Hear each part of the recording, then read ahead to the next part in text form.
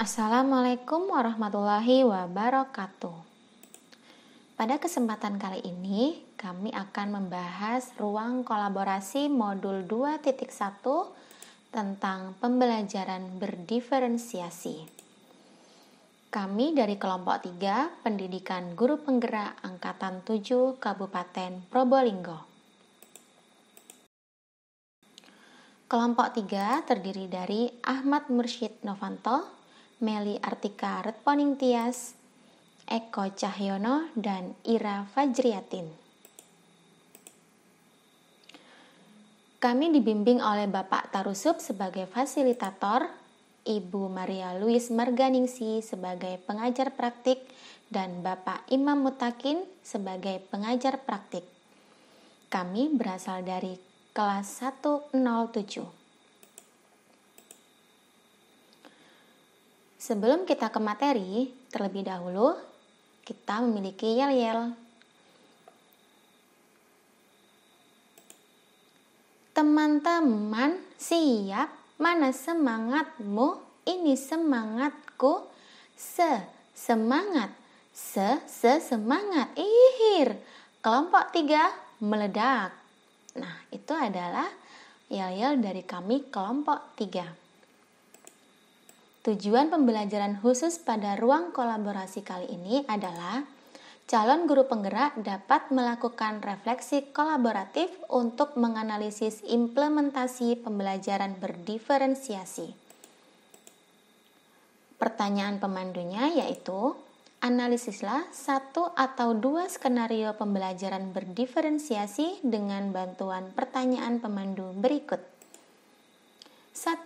Apakah kebutuhan belajar murid yang berusaha dipenuhi oleh guru tersebut? 2. Bagaimana cara guru tersebut menentukan kebutuhan belajar muridnya? 3. Strategi pembelajaran berdiferensiasi apa yang digunakan? 4. Bagaimana guru tersebut melakukan penilaian? Di sini kami mengangkat skenario 1 yaitu sekolah dasar. Pak Dermawan adalah guru sekolah dasar. Minggu depan, ia akan mengajar murid-muridnya materi tentang cara kerja salah satu sistem organ tubuh manusia, yaitu sistem organ pencernaan. Saat merencanakan pembelajaran, Pak Dermawan mempersiapkan beberapa sumber belajar yang menurutnya akan membantu murid-muridnya belajar sesuai dengan kebutuhannya. Sumber daya belajar yang ia siapkan diantaranya adalah 1. Sebuah poster diagram yang menunjukkan bagian-bagian organ pencernaan yang dipinjam dari perpustakaan. 2. Berbagai bacaan yang memuat pembahasan tentang bagaimana organ pencernaan bekerja dari beberapa sumber. Ada yang berupa A. Beberapa buku bacaan dengan tingkat kesulitan berbeda-beda, yang juga ia pinjam dari perpustakaan yang memuat informasi tentang cara kerja sistem organ pencernaan. B. Artikel yang ia ambil dari majalah anak. Kebetulan ada pembahasan tentang sistem pencernaan dengan bahasa yang lebih sederhana. C. Comic Science milik salah satu muridnya. Di minggu sebelumnya, ia sudah menanyakan pada murid-muridnya apakah ada yang memiliki sumber belajar yang berhubungan dengan sistem organ pencernaan. Kebetulan, ada satu muridnya yang memiliki Comic Science dan diminta untuk membawanya ke sekolah. 3. Di kelas Pak Dermawan tidak ada komputer. Tetapi Pak Dermawan tetap mencoba mengunduh lewat handphonenya sebuah video singkat yang menjelaskan tentang bagaimana organ pencernaan bekerja. Video ini kemudian ia tonton sebelumnya untuk memastikan isinya sesuai dan cocok dengan apa yang ia ingin anak-anak pahami. Dan kemudian ia simpan di handphonenya tersebut. Rencananya, ia hanya akan menunjukkan video itu melalui handphone jika ada murid tersebut yang masih membutuhkan bantuan lebih. 4. Pak Dermawan juga membuat kartu-kartu pertanyaan yang dapat digunakan untuk membantu murid mengkonstruksi diri pemahaman mereka tentang cara kerja sistem organ pencernaan dengan menjawab pertanyaan. 5. Pak Dermawan lalu mempersiapkan daftar kegiatan lengkap dengan instruksinya. Misalnya, membaca buku atau artikel atau komik dan sebagainya. Mengamati poster atau diagram, mendiskusikannya, dan kemudian membuat ringkasan untuk menunjukkan pemahaman tentang isi poster tersebut. Langkah selanjutnya mewawancarai petugas UKS dan menjawab kartu-kartu pertanyaan. Aktivitas-aktivitas tersebut walaupun berbeda-beda, namun semuanya bertujuan agar murid memahami cara kerja sistem pencernaan. Pak Dermawan pun siap mengajar. 6. Di awal pembelajaran, Pak Dermawan memberikan penjelasan kepada semua murid yang ada di kelasnya tentang tujuan pembelajaran dan konsep kunci yang ia ingin anak-anak kuasai. Lewat proses tanya jawab dan contoh-contoh, ia juga memastikan bahwa murid-muridnya memahami apa yang dimaksud dengan sistem. 7. Setelah itu, ia meminta murid-muridnya mulai bekerja dalam kelompok. Untuk penugasan kali ini, Pak Dermawan telah mengelompokkan murid berdasarkan tingkat kemampuan murid membaca. Hal ini karena tugas pertama yang harus dilakukan oleh setiap kelompok adalah membaca materi bacaan terlebih dahulu. Pak Dermawan menyesuaikan teks yang dibaca tiap kelompok dengan kemampuan membaca mereka. 8. Pak Dermawan menjelaskan pada murid-muridnya bahwa dalam 1 minggu tersebut, setiap kelompok akan mendapat target untuk menyelesaikan kegiatan yang telah disiapkan oleh Pak Dermawan tersebut. Keputusan tentang kegiatan mana yang ingin dilakukan lebih dulu diserahkan sepenuhnya kepada murid. Yang jelas, mereka diberikan kesempatan melakukan kegiatan-kegiatan tersebut pada saat jam pelajaran IPA di minggu tersebut. 9. Selama proses murid melakukan kegiatan, Pak Dermawan memastikan ia mengobservasi dan memantau pemahaman murid-muridnya.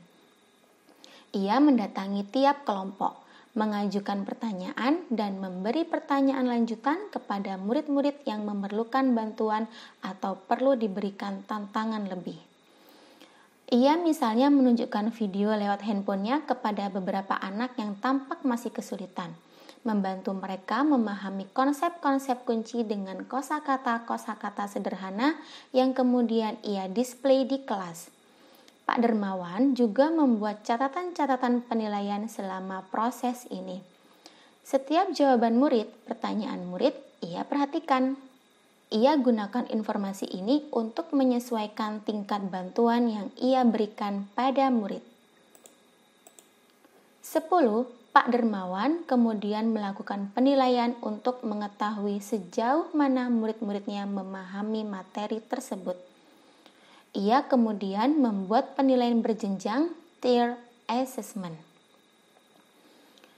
1. Untuk murid-murid yang kemampuannya kurang, ia menugaskan mereka untuk menjelaskan alur pencernaan dalam sebuah diagram alur sederhana yang dilengkapi penjelasan singkat dengan menggunakan kosakata sederhana sesuai dengan yang telah mereka pelajari dan bahkan telah didisplay di kelas. 2. Untuk murid-murid yang kemampuannya sedang, ia meminta mereka membuat sebuah cerita narasi tentang alur pencernaan dengan kosakata yang lebih bervariasi. 3. Untuk murid-murid yang kemampuannya tinggi, ia meminta mereka membuat sebuah cerita kreatif dari perspektif seorang makanan yang menarasikan alur pencernaan. Melalui tugas ini, penyusunan kalimat dan pemilihan kosakata yang digunakan tentunya sudah lebih sulit. Apakah kebutuhan dasar murid yang berusaha dipenuhi guru tersebut? Pak Dermawan sudah memenuhi kebutuhan murid, yaitu dengan 1. Kesiapan belajar. Pak Dermawan memetakan kemampuan membaca murid yang berbeda-beda. 2. Minat murid. Proses pembelajaran disesuaikan dengan minat murid seperti ada yang suka membaca, suka mengamati, suka berdiskusi, wawancara, dan menjawab soal. 3. Profil belajar murid. Mengembangkan pembelajaran yang bervariasi, mengakomodasi gaya belajar untuk visual, audiovisual, dan kinestetik. Bagaimana guru tersebut menentukan kebutuhan belajar muridnya? 1. Pak Dermawan memetakan kemampuan murid, lalu kemudian dikelompokkan berdasarkan tingkat kemampuan membaca murid. 2. Pak Dermawan menggunakan berbagai macam sumber belajar tentang sistem pencernaan manusia untuk setiap kelompok belajar muridnya. 3. Mengobservasi dan memantau pemahaman murid-muridnya.